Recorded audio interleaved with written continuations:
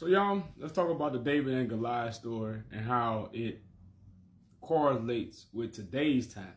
Because a lot of times we like to read these stories and we like to look at them as historical incidents or historical events.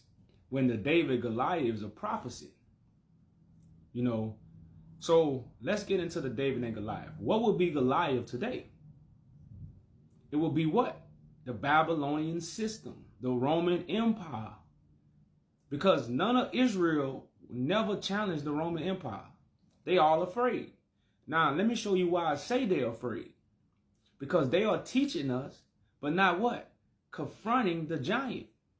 See, God is going to send somebody to remove the devil. God is going to send somebody to open the gate. And if you don't remove the devil and open the gate, what you teaching me don't matter, because what? The giant is still in control and the devil is in control. So what God is going to do is bring somebody from among us, David, the one shepherd, to what? Free the sheep. Now, let me show you the fear that's in Israel as is written in the allegory story of David and Goliath. So come follow me. So if anybody know the story of David and Goliath, it's in 1 Samuel chapter 17. He's a Palestinian. I might be saying this wrong, So it says, and the Palestinian said, I defy the armies of Israel this day.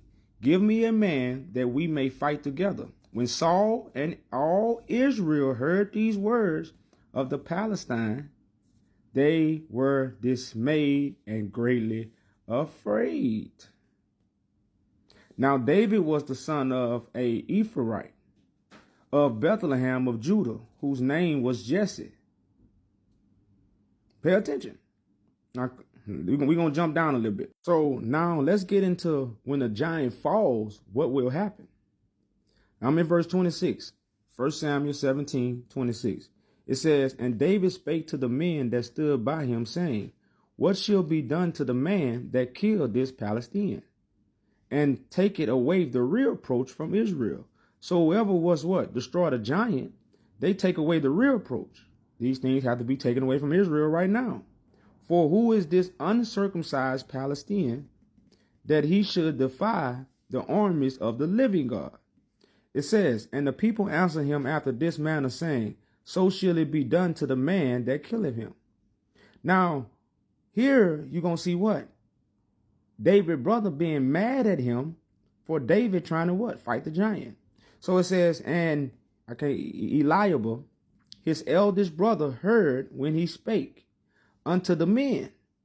And Eliab's anger was kindled against David. Now, if David trying to fight the giant, why is David's brother getting mad at him? That sounds like what's going on right now, because, I'm trying to judge the Roman Catholic Church and my brother's mad at me because I'm telling them I have the power. That's why I proclaim to be Christ. I have the power to defeat the giant. But when I'm speaking to the brother, when I'm speaking to the people and the rest of my brothers, it makes some of my brothers mad. I hope y'all understanding what? The allegory and the secret meaning of this story.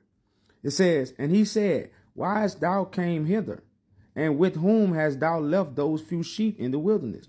I know thy pride and thy haughtiness of thy heart, and thou art come down that thou may see the battle.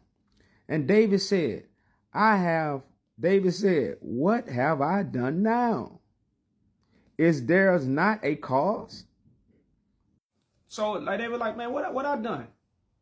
Is it not a cause that's going on? The reason why what?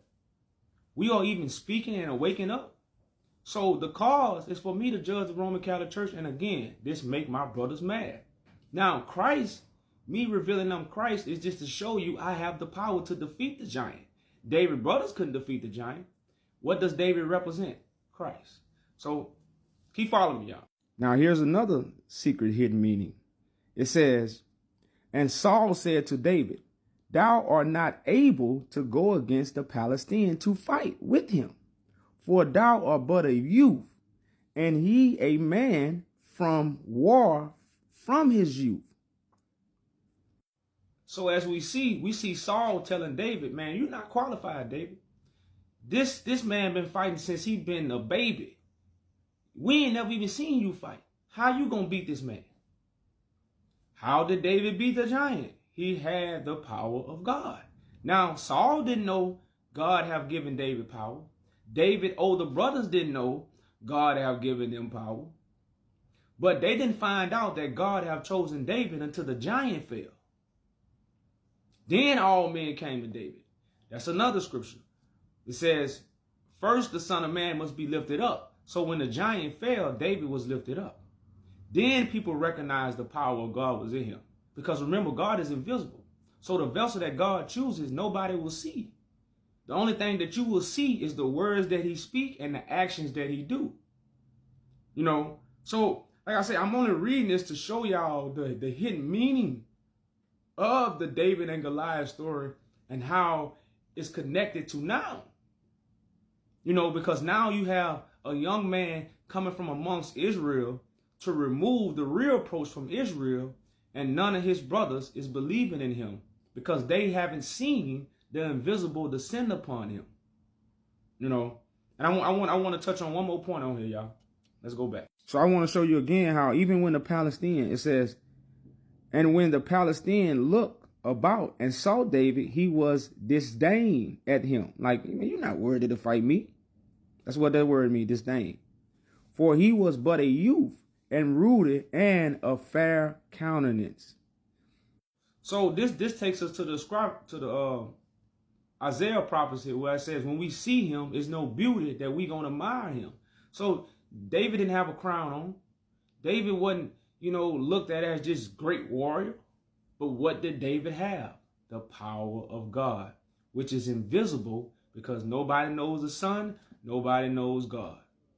And this same principle thing is happening right now in 2024, where God invisible power is on a Son of Man from among the people to defeat the giant. And what it's doing is pissing his brothers off, is making them mad, but they're going to all understand in the end. That's why I say, forgive them, Father. They do not know what they do. So as always, I hope the Father has circumcised y'all hearts and ears for the message. Peace and blessings. I'm out.